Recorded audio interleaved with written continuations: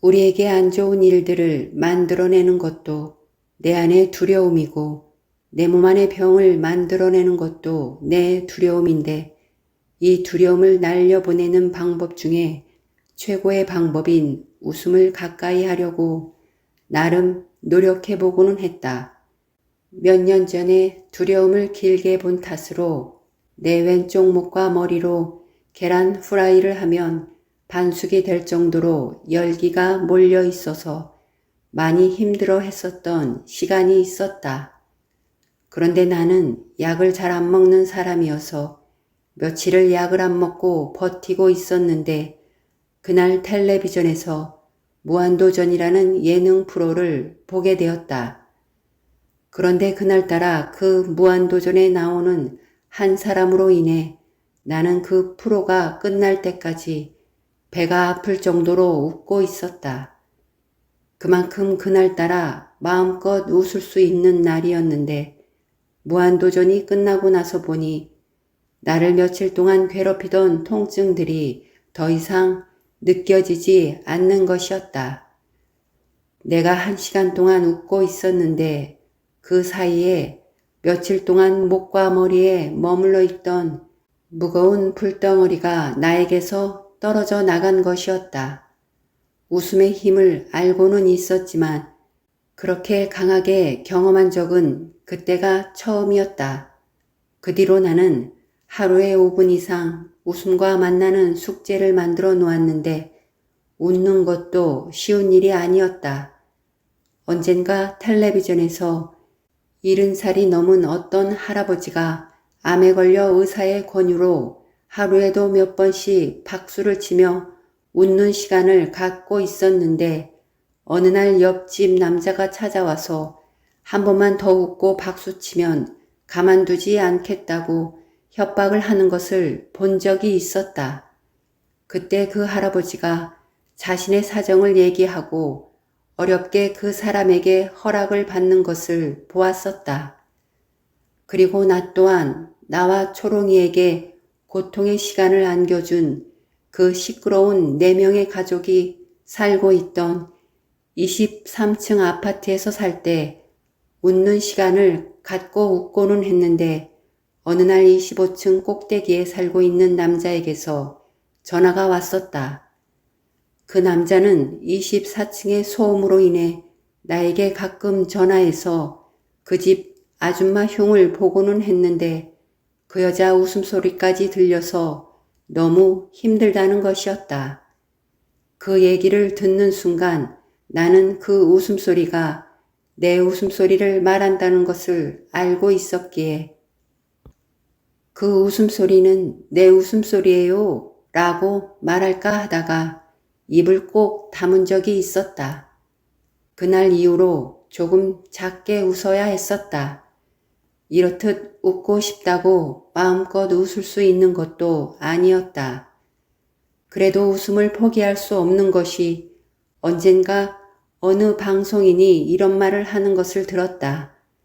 자신이 몇 년 전에 암에 걸려 병원에 입원해서 치료를 받는 중에 병실에서 그 무한도전이라는 프로를 다운받아 매일매일 그것만 보고 웃었다고 했다. 그러면서 그때 웃음의 힘을 알았다고 했다. 지금 이 얘기를 듣고 내가 그 무한도전 관계자와 무슨 인연이라도 있나 하는 생각을 할지도 모르겠지만 우연히 겹쳤을 뿐이지 내가 말하려 하는 것은 웃음의 힘을 전하고 싶을 뿐이다. 이렇듯 웃음 또한 기쁨과 행복과 사랑과 감사처럼 긍정적인 마음에서 나올 수 있는 것인데 이렇게 긍정적인 마음이 몸의 병 또한 치유할 수 있는 힘이 있다는 것을 온전히 확인할 수 있는 시간이었다. 그리고 우리 마음 안에 두려움이 아닌 사랑의 마음을 열심히 채워야 한다는 것을 또 한 번 느끼게 해준 시간이었다. 그리고 나는 가끔 이런 생각 끝에 언젠가 내가 병원에 신세를 져야 할 때를 그려보고는 했다.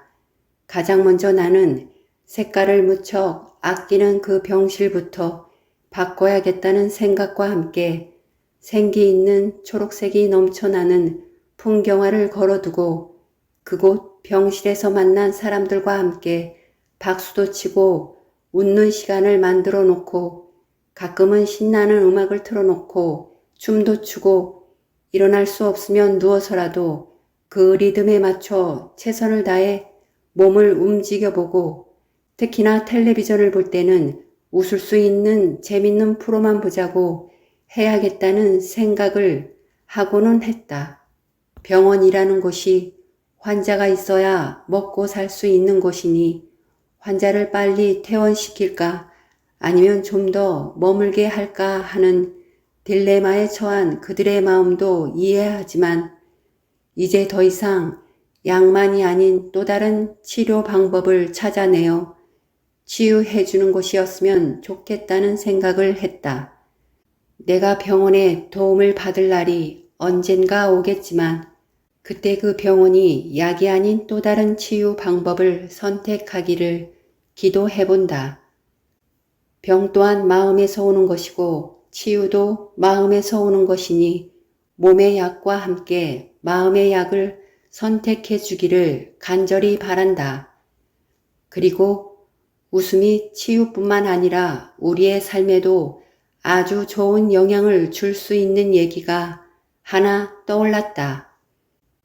예전에 텔레비전에 가끔씩 나왔던 어떤 분의 강연을 들은 적이 있었는데 그분이 어느 과일 파는 아저씨와의 경험을 얘기해 주었다.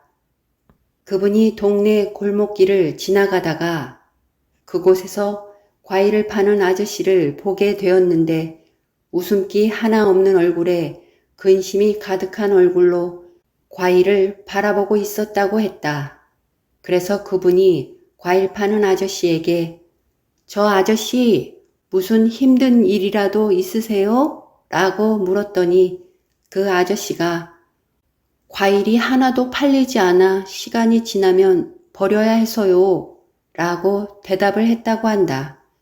그래서 그분이 그 과일 파는 아저씨에게 그러면 아저씨 이제부터는 얼굴을 밝게 하시고 웃어보세요. 그러면 과일이 조금 더 팔리게 될 것 같아요. 라고 말하고 그 자리를 떠났다고 했다. 그렇게 며칠 후 그곳을 다시 지나가게 되어 그 과일 파는 아저씨를 보게 되었는데 얼굴에 웃음을 가득 머금고 있었다고 했다. 그래서 그 아저씨에게 아저씨 무슨 좋은 일이라도 생기셨어요? 라고 물었더니 그 과일 파는 아저씨가 이렇게 대답했다고 했다. 선생님이 웃어보라고 하셔서 웃는다고 과일이 더 팔린다는 게 말이 돼? 라는 생각을 하면서도 그래 돈이 드는 것도 아니니 한번 웃어보자 하고 그때부터 지나가는 모든 사람들에게 인사를 하고 밝게 웃었더니 사람들이 과일을 사주는 거예요. 선생님 덕분에 과일을 많이 팔게 되었어요. 감사합니다. 라고 말했다고 한다. 이렇게 밝은 마음과 웃음이 모든 상황을 좋게 바꿔줄 수도 있다는 얘기다. 그러니 우리가 해야 할 일은 누군가에게 박수 쳐줄 일이 있으면 아주 열심히 최선을 다해 쳐주는 것이고 조금이라도 웃을 일이 있으면 옆집에서 찾아오지 않을 정도의 크기로 매일매일 웃는 것이다. 그것이 우리 안에 있는 통증들을 줄여줄 수 있는 가장 싼 치료 방법이 될 것이고 또한 덤으로 우리에게 더한 즐거운 일이 찾아올 수도 있으니 아주 열심히 웃음과 친해져 가는 것이다.